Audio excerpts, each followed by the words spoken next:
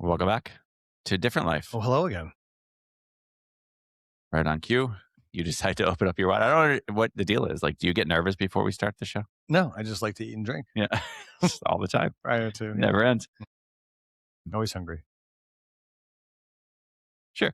Do you have any funny thoughts or stories? I never do. I know, it's I fascinating. don't have funny thoughts. Like, and most of the stories times the shows lead off with me telling some sort of story. because that's your role. I have like stories. I have no stories. Why do you have no stories? Because I don't know how to think in stories.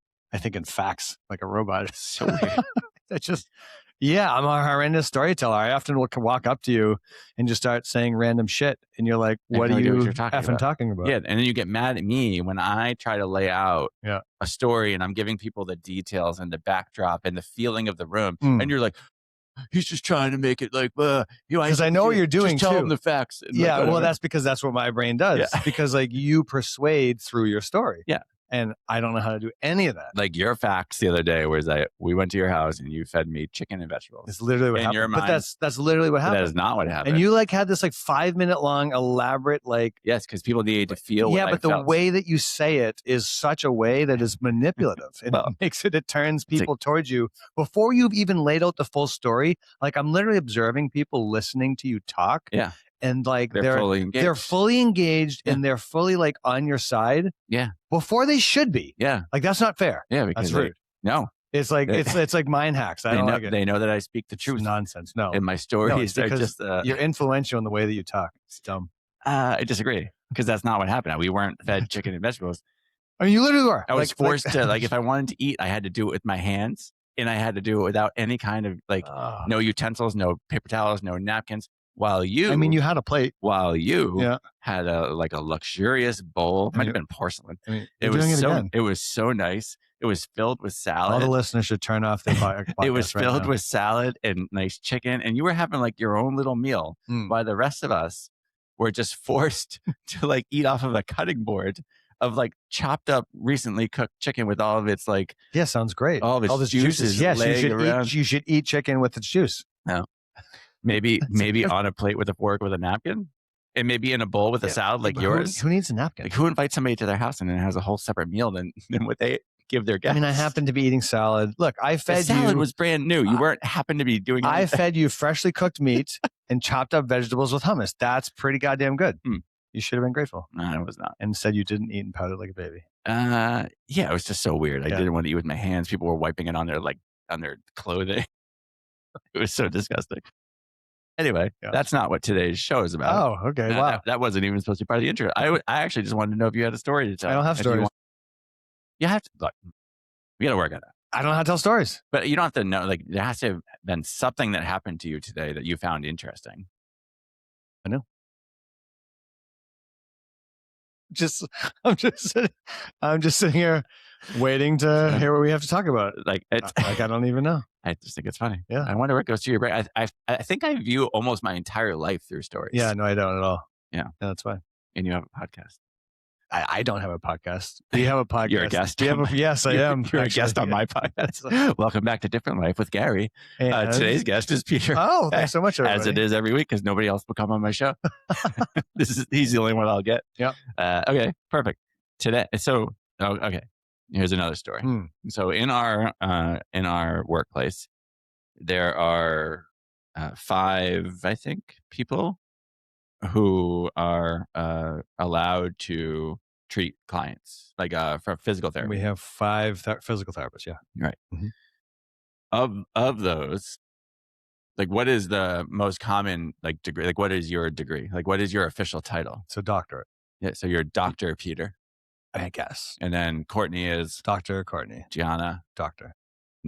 Julia will soon be a doctor. Alicia. Wow, such a doctor. And Gary. And you're a failure. And Gary is a master. Wow. Master Gary, which is the title of this episode. Master Gary or just Master? Just Master Gary. We're just going to talk about you? Your stupidity? Yes. Okay. What the show is actually about is this concept of mastery. And the reason I bring this up is because sometimes people ask me, and I think I might have even mentioned it on the very first episode of the show, but sometimes people will ask me, like in the clinic, around this like topic of sort of where like my career, where I'm at in my career, or like whatever, why I like to teach people. And I often say it's because I feel like I have a mastery of like this thing or that thing, like a physical therapy, or even to some degree, like my other interest, which is financial. I think there's a mastery there. And I think when you achieve a level of mastery, your instinct is to want to teach it to others. Yeah, sure. You have a mastery level understanding of all things nutrition, strength, wellness. Yeah, sure. I think I understand it pretty innately and how to get outcomes from people. And you very much enjoy teaching it and helping people with it, like helping your clients learn about it so that they can use it in their own life, but also all of us, right? All the people that work. Yeah, it's fun. However, when you say that you think you're a master of something, yes, that sounds super sounds douchey. pretty douchey. Yeah. Oh, wicked, right? I am a master. So I don't know if there's a better way to say it, but except in martial arts, it's accepted. They figured out how to co-opt the word master. What do they say? Is that what the person's called? Like they're literally called of the dojo. It's your master. That's why. Remember when you had the student that did the Bowie thing? Yeah, that was. And awesome. You're like, I'm not your master. That's where that comes from. We're not in a dojo. And I'm not your master. Yeah. I was like, please stop. But other than that, if you called yourself a master of whatever, it's pretty douche. So what is your understanding of it then? So do you understand what I mean when I say that? How would you describe like mastery, like this concept of so I actually just read a book called Mastery. Okay. Or I actually listened to it. Yep. Because it was just better to listen to. And I would suggest you do the same when you're Audible. I will do that. That's going to be my next one. So I kind of have an understanding of the way this person described it. And I think I basically agree, but like how would you describe it? Like, what do you think? To summarize it succinctly, I think it's a function of time and experience. It's like time and practice. That's it. Like, I think literally, like, there's no getting around the time aspect. You just have to have 1,000 reps, like 10,000 reps, right? Yeah. Over and over and over. Because it's more intuitive and innate. Like, I bet you can't describe your mastery. Like, you can't like teach your mastery. Yeah. You've only experienced it. And so now you have all of these intuitions baked around all of the experiences that you have had. Yeah. That now you just understand that nobody else can because they haven't had those experiences. Right. So another place where this comes up, and it came up recently, is the way that I and maybe you will treat like our clients physical therapy wise can be very different from somebody who's recently out of school. It's like impossible for them to treat like we do. And I think sometimes they think that we're we know more, or that we're just like risky, or we're not following the protocol. Yeah, because we're not doing the thing, because we're not. We're relying on our mastery, on all of the reps that we've already put in and what we see. And like you said, it's more like intuitive, and it's more, we're just kind of reading the tea leaves a little bit of like, what does this person look like in this moment? Where they start? Where are they now? What is every moment is an assessment, and you're constantly assessing where they're at. And I've seen thousands of them. Yeah. Right. So for me, somebody who had knee surgery is like, that's like the many thousands of times, at this point in my career, I've seen at least hundreds of knee surgeries, if not thousands. Right. So I have a very good idea of what looks like what, and when I can move somebody forward or whatever. And I think that happens in many aspects of my life at this point, because I'm 49 years old, going on 50. And so what I like to equate it back to is this concept of connecting the dots, right? My whole life is just a series of dots. Right. Every experience is a dot, another dot, another dot. This is another dot, right? All along the way, like there's dots.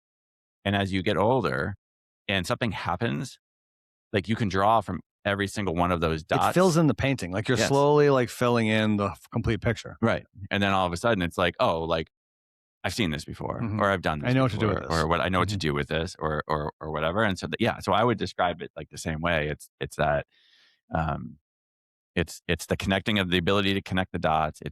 It's relying on, I forget how you describe it, intuition and instinct. Yeah, versus, you see it and you feel it. Yeah.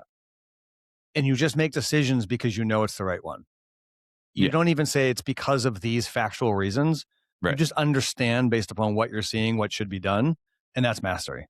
Right. And so what I like to do then is like, let's talk about like, how do you get there? I think that can be daunting to people, right? It's like, it feels like they'll never get to that point, right? So for instance, when you started this business, you were the opposite of a master. I was a beginner. Right. You're a beginner, or like an apprentice, right? I think in the book he refers to them as like apprentices, right? I knew nothing. Like you literally knew nothing. Yeah. Now you're only a few years in. I'm okay. Right. And so there's a lot to learn, but yes. Yeah, like I wouldn't. So in the book, they describe the phases as like apprenticeship, beginner.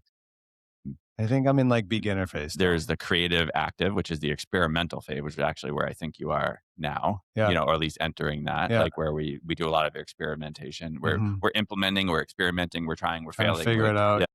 And then there's mastery, it's the last phase, right? So like apprenticeship, that beginning phase is basically just learn and repeat. Observe, try, fail, observe, Repeat. try, Just fail. keep doing it, right? Like over and over again. Did you go through that phase? Do you remember going through that phase as part of like learning how to like, uh, be healthy, like strength training or any other I do parts, remember that. be a dad. Yeah. Like, you know what I mean? Like it's every phase of life has that aspect. This to is it. At some point you're doing the thing for the first time. Yeah. Right? And if you're paying attention, like, and mastery only happens if you like practice with the intent of trying to improve. Yeah. Like you can just keep doing the same shit over and over and over again. You've done it for 10 years. Right. And you'll just stay in that stage. You're horrible forever. at it still. But if you go at something with the intention of learning, like understanding that you are not very good, and then you try again and you keep trying again, you keep trying 1% better every time you do it, then you're eventually going to get to the point where you are like the best in the room, right? Because you've done it long enough and you've had enough intention. Right. Yeah. Yeah. I think that awareness is so key on like all of this stuff, like being open to like your world and your environment, being open to like opportunity, understanding like that that you're learning, that you come at it with that idea of like the beginner's mind, right? Where you're like a little kid is like wide open to like all of the possibilities, and there's just information pouring in, and there's no sort of prejudgment or whatever, and it just allows them to learn many, many things at like a very fast rate. And if you can approach, if you're starting something new, right? If you and I were starting something new, like you did here, or every time we do something new, like we're about to start another sort of branch of the business, right? It's like, come at it with that beginner's mind. Like, I don't know anything. Correct. Right. And just we'll figure it out and be okay with that. Yeah. And then lean into like, well, who does? Like I say to you all the time, like who, not how, right? It's like, who does? Yeah. Or if not who, then is there a book? Is there a podcast? Is there whatever? Like, where can I get the information? I know nothing. And then just kind of like, you start that stage of just gathering information. Yeah. And then you move into like, let's try things and experiment and whatever. And I think people get stuck in that phase sometimes because they try to know too much all at once. Yeah. Like they try to skip the time part and they try to get all of the information without the practice. Yes. And then you get screwed because you don't know how to do any of it, and you're overwhelmed. Right. And you must practice one thing at a time to gain a mastery of all of the things. Right. And it does. It can take years. It can take, to achieve mastery level of anything. It's going to take, I've been a physical therapist now for since 2001. So 25 years. Yeah. Right. And it's still learning. And it's only within I'm still always learning, as long, you should always be learning, but it's only within the last few years that I felt this level of like what I would call like mastery, like where there's literally, I think I could have been there longer in terms of my actual skill set, but in my mind, I didn't view myself that way until just recently. And people started asking me stuff and they would ask questions that would lead me to that sort of comment. And I never described myself as that way until recent. I don't know why. I think that was just probably more of a mindset shift for me. Yeah. But I do view myself. And again, I don't freaking know everything about physical therapy. I still have to look things up and whatever. But my ability to connect the dots much quicker and to relate one person to like a person that I might have seen 12 years ago or like whatever. As I say around here, all roads lead back to Gary. It seems like I've treated like every person in this community at this point. But like I feel, so I think the idea of like being patient and allowing it to happen over time, but constantly you just have to put in those reps over time. Yeah. Like you can get there. I think that can be true for just about anything that people. Yeah. And it's, I think so for people where they like to dive into something and learn it, that process might be easier because like they're going to spend a lot of time with it, right? If you're a dabbler, it's obviously hard to be a master if you're more of a dabbler, I think. Yeah, for sure. Like if you're constantly restarting every time, you're like constantly living in like that beginning part, the apprentice stage, right? Correct. Yeah. Like if you do one thing and then you quit that thing and do another thing, and then it's like you never get out. So of it does require consistency and persistence. Like to become a master at something, you have to continuously do it over and over and over. You have to have a little bit of an obsession about it. You have to love it. You have to want to be good at it. There are a lot of things, right? I don't know that talent is even necessary to become a master, but it does require some of these other characteristics. Yeah, I think it has very little to do with talent. To be honest, I mean, some people are just naturally gifted. You'll be innately good at something, but it doesn't mean that you have the experience behind it. You just happen to have a gift in that particular, whatever it is that you're playing. Right.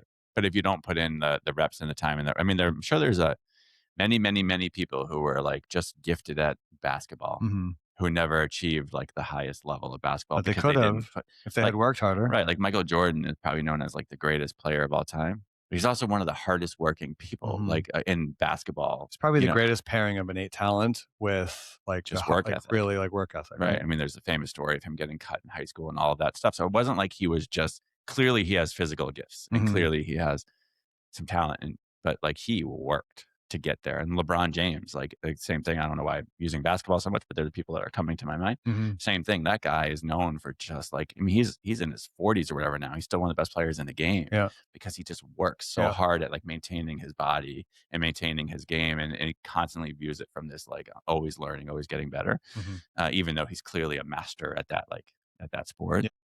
What do you think you're a master at? Ooh. Other than muscles. Yeah. Like, please say something other than muscles. I mean, you can say muscles. Yeah, sure. What am I really good at? Okay, let's define master maybe, like mastery. I think we kind of did that. Didn't we just spend the first I guess. 16 minutes. So I guess for my own... Were you listening? Yes, please. From my own perspective. For the point of this thought experiment. Something that you've worked really hard at for a long period of time, and like maybe something that you can identify that you used to be pretty bad at. And now you're extremely good at it, or you're on the other end of that spectrum. Right. And I think a good way to think of mastery too is like your ability, you feel like you're at a level like you could teach it to others, right? Like that you want to teach it to others because because if you feel confident enough to do that, then you're probably at a mastery type level. Yeah. And if you're not, if it's like there are many things, like I, for instance, would not feel comfortable doing health coaching. I have a pretty solid knowledge. You have a knowledge base for sure. I would not. You don't have the experience. Yeah, I don't have the experience. I couldn't connect all of the dots. I haven't seen enough of those types of people to say, oh, this person reminds me of this person, which this particular strategy worked with them. So I couldn't do that. So I would consider myself proficient, but I could help a lot of people probably, but I'm not like a master level, whereas you would be in that field, right? Yeah, sure. In that particular thing. So that's how I think of like mastery, right? Yeah. Getting to that level. Yeah. So I try to work very hard at like the mental game as well. I know you think that I'm mentally weak. Yeah, for sure. But I think most of our listeners would agree. I think that I have some things in that area that I think are very, very helpful for my life. Yeah. And then it used to not be. And so like this is how I differentiate them is like I worked extremely hard at really thinking through all of my own bullshit and like really taking feedback and trying to like really integrate it. And like, is this actually something that is real?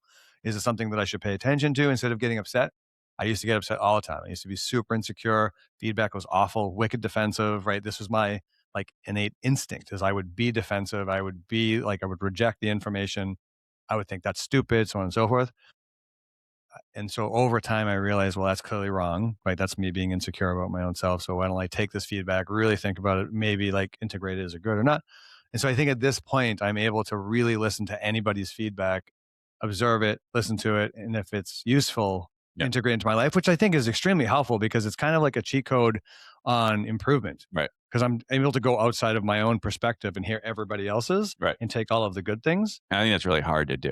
Yeah, I think so too. I mean, most people. But that's like my default at this point because I've practiced it for so long now. Sure. Yeah, there is I actually see you being intentional around that. Like, so for instance, today, one of our clients came in and said, oh, like, you're not on your phone. Like, congratulations or something. And was kind of giving you like a hard time. Like, last couple times I've seen you, you've just been holding your phone. Being honest. And you sort of stopped. Yeah. You stared at him. Your instinct was like almost immediately not to fight back, but to sort of like, I don't know, like whatever, have like a playful banter back with him. But you stopped, you took a second and you said, thank you very much for that feedback. Yeah. Or something along those lines. Yeah, because he was right. So he was he was right, but it was also like you could have just gone the other way, like, oh, like, whatever, like, hey, and maybe give him an insult, like, oh, he was like 10 minutes late. Which I typically do if we're just screwing off, like with this particular client. Yeah. But that was like honest feedback. It was honest feedback. Yeah. And then but I could see there was a moment of stop. Yeah. Like, listen, pause. Yeah. And then there was an answer. It wasn't immediate. It wasn't just this like very quick punch back. It was like there was intentionality around. At least that's what I observed. I don't know. If and then you know what happened in my head for the next like 2 minutes? God damn it! No, is I thought about ways that is true and how I can prevent that from happening in the future. Sure. Because so I absolutely don't want to be the guy that is only in the moment with his clients that are mine. I want to also be that when other people are in the room. Sure. And if I'm doing because they're all your clients. Totally. So if you own the business. If I'm doing business Pete on my phone, because like that's what I'm doing at the time, but like there's like 5 other clients in the room. Right. Well, shouldn't do that. Yeah, sure. Yeah. And this particular person, his way of like giving you feedback is through like giving you shit. Yeah. But he is also a very experienced and successful businessman. Yeah. And so his feedback is not that other people's isn't, but from a business perspective, like very valuable. Totally. Yeah, that was great. And he comes from like, he's an older guy. Hopefully he doesn't listen to this. He'd probably be like, what the hell? He just called me old. But he is an older guy. He's been doing business for a long time, and he's used to business too at a time when like the phone wasn't the dominant form of that. Yeah. It was actually interpersonal, like, have a conversation, make eye contact. When people come in the room, you're giving them attention. That's super important and stuff. So when he, as your customer, when he watches you do something else, he'll feel that, and that's not what he's used to. As like, because you're essentially every time he walks in the room, you guys are conducting business. Yeah, right. He's 100%. A customer. He's paying to be here. Yeah, and I know exactly why it's happening, and I'm aware now of like what actions I need to change. Yeah, and so that's the thing that I think is the most valuable about introspection is if you can be honest with yourself, take the feedback, what was correct about it, what action should I change to not have that happen again. That's how you improve. Yeah. So how would you then teach that to somebody?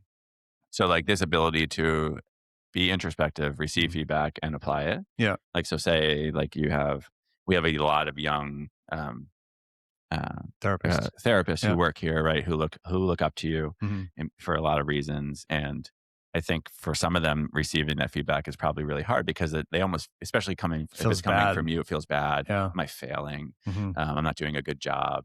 All those kinds of like feelings. How would you help them achieve a level of mastery like you? So I would say the most important thing is that feedback does not have anything to do with who you are as a human being. It is an observation of an action. Yeah. You are not your behavior. You are not your action, right? So when somebody says something to you that feels bad, well, if there's some truth to it, to pause, feel the pain that that you're going to feel innately, especially in the beginning, but then be honest with yourself and ask yourself, was there truth to what they said? And if you can answer that question, then okay, then now maybe you can make a change. But if you never go that next step, right, and then ask the question, was he right? Then you can never make the change because you're essentially blocking yourself off, right? And then what I found in doing this is that action is required to many thousands of reps. And eventually it doesn't feel bad when you hear a negative comment. And then eventually you look for negative comments. And then eventually you can't wait for people to give you feedback because you know that you're going to be able to make change in your life. Yeah. That's awesome. Like, like I seek feedback all of the time from everybody because that's how I change. Yeah, whether you like it or not. Whether I like it or not. Let me give it to you anyway. Yeah. So that's how I would teach is you have to accept it. You have to know it's coming. You have to know you're going to feel bad. You have to then be honest with yourself about was it right? And then you have to then take the step. And if you can do that over and over and over again, you'll get a lot better at it. I would agree. I think the most important step was being able to ask, was it right? Yeah. And being honest. With that. Yeah. And sometimes feedback is wrong. Totally. And that's because it's feedback doesn't 100%. mean it might be total bullshit. It could be wrong, but you have to be open to the idea that it's like, I actually remember like the most, the situation that stands out the most to me of this happening to me was when I was in high school. And it was like halftime of a basketball game. And coach said something and I came back with like some sort of excuse. Like he gave me some sort of feedback and I came back with some sort of excuse. Like you did today? Did I do that today? You do it constantly. That's literally your default is like that exact thing, right? The second somebody says something to you, it's like, bah. No, but I usually just like make fun.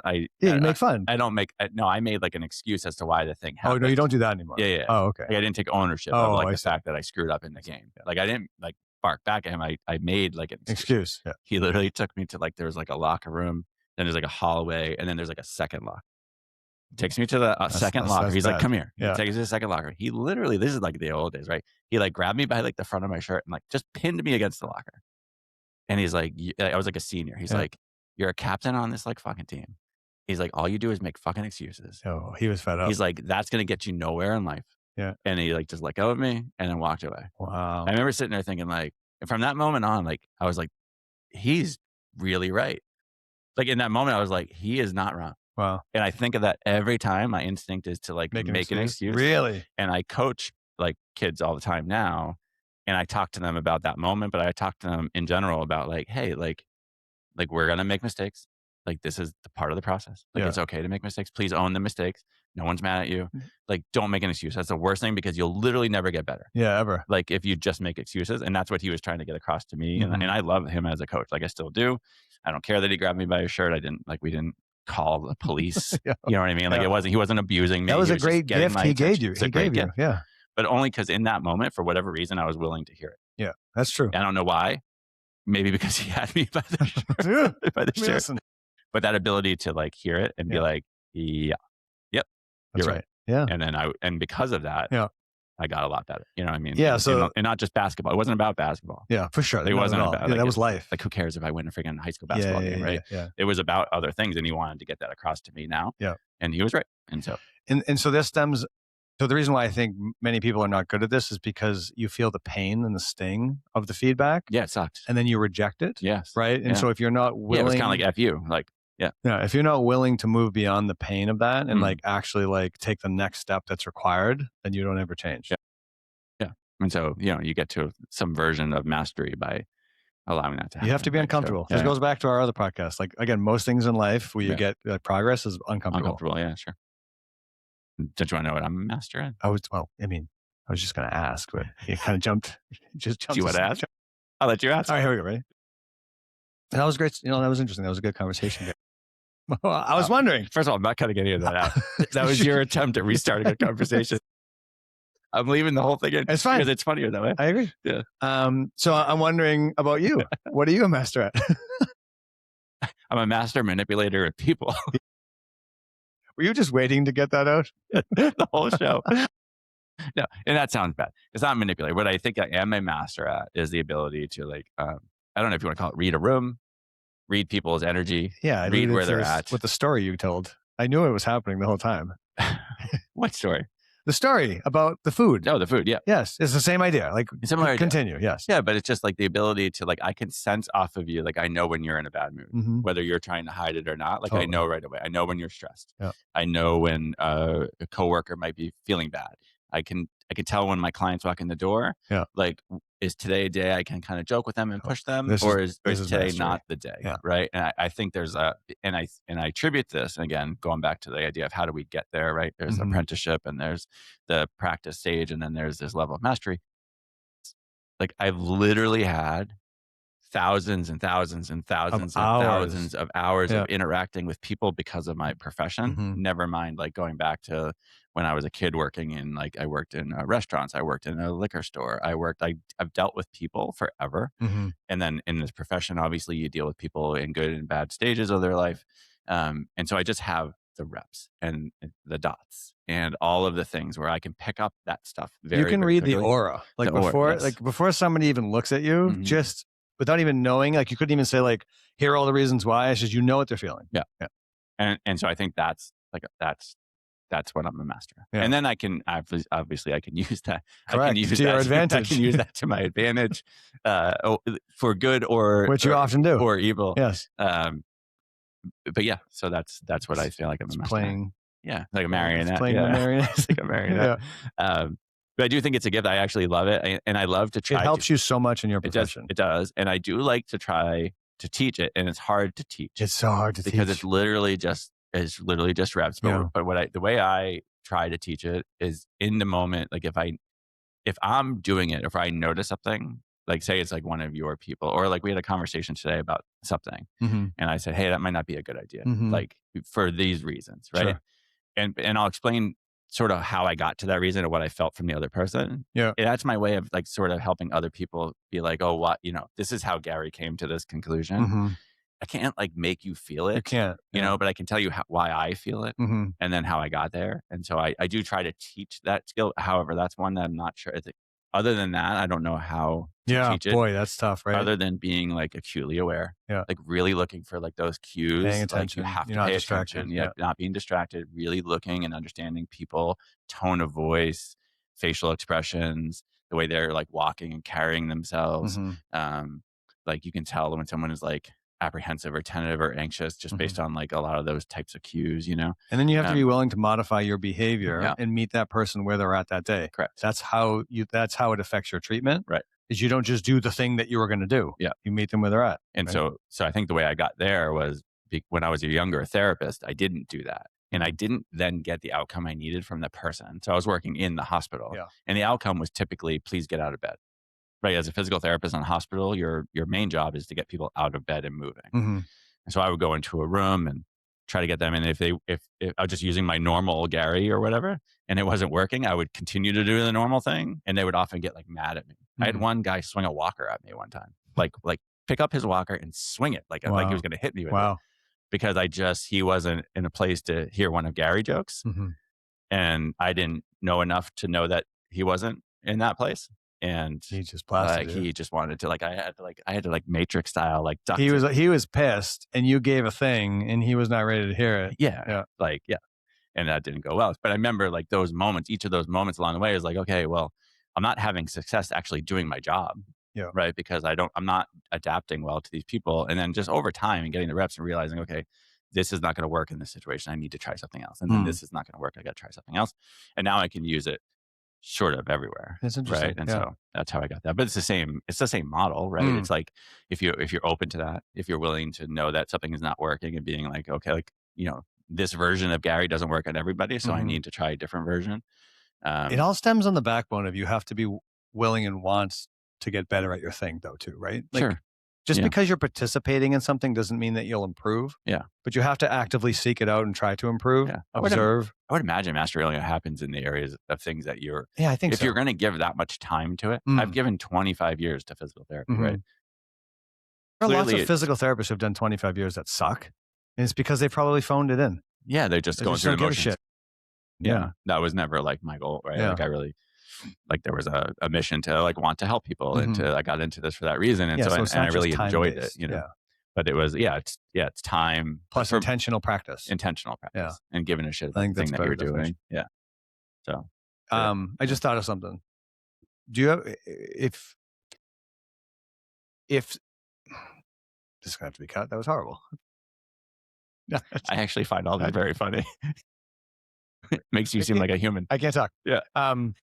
Let's go back to the idea just real quick about introspection. If somebody is 50 years old, right? Yeah. What gives you clues that they don't have any introspection whatsoever? If you knew them from when they were younger. Right. And then you knew them at 50. I mean, I would imagine that not a whole lot has changed. You know what I mean? I would imagine that was the example I was going to give. They would still be struggling with the same thing. They're the same. They're the same kind of person. Yeah, there's usually a lot of excuses in there. Yeah, the world happens to them, versus the other way around. They would, it's a lot of complaining, a lot of unwillingness to hear maybe it's you. Yeah, you know what I mean? The whole idea of look in the mirror. If you it's everybody else's if you've fault. had the same thing happen 3 different times, and it's it can't always be your employer. Yeah, maybe it's for you. Sure. Yeah, maybe it's you. And if you're not willing to look inward and then make the change, right, then you're the same human being. Right. So people who find themselves just drifting through life kind of in the same situations, it's because you're not looking within, right, and trying to actually fix the underlying problem that's within you that you have control over. Right. Which means there's probably a lack of awareness of that, the willingness to accept it, the willingness to think that maybe I'm not perfect or whatever. But that's what I think achieving mastery is all about, right? That's what those stages of apprenticeship, the beginner's mind, and then experimentation, and then finally mastery. I mean, the only way that those things happen is if you're aware enough, or introspective enough, and open enough to allow that to happen. Yeah. Otherwise, you're literally just going to stay in that beginning stage forever. Because you're always going to be trying maybe something new and then just failing, but not allowing the failure to propel you to the next thing, Yes. So, cool. Great. That's a good conversation. So for now on, just Master Gary. Yeah. Like I've been trying to get it for years. It doesn't seem to stick. That's way better at marketing anyways. I agree. Yeah. I've been saying it for years. I'd rather be a master than a doctor. For sure. Like master sounds like there's too many doctors. There's so many doctors. Not enough masters. So Master Gary signing off. Let's go. All right. Bye.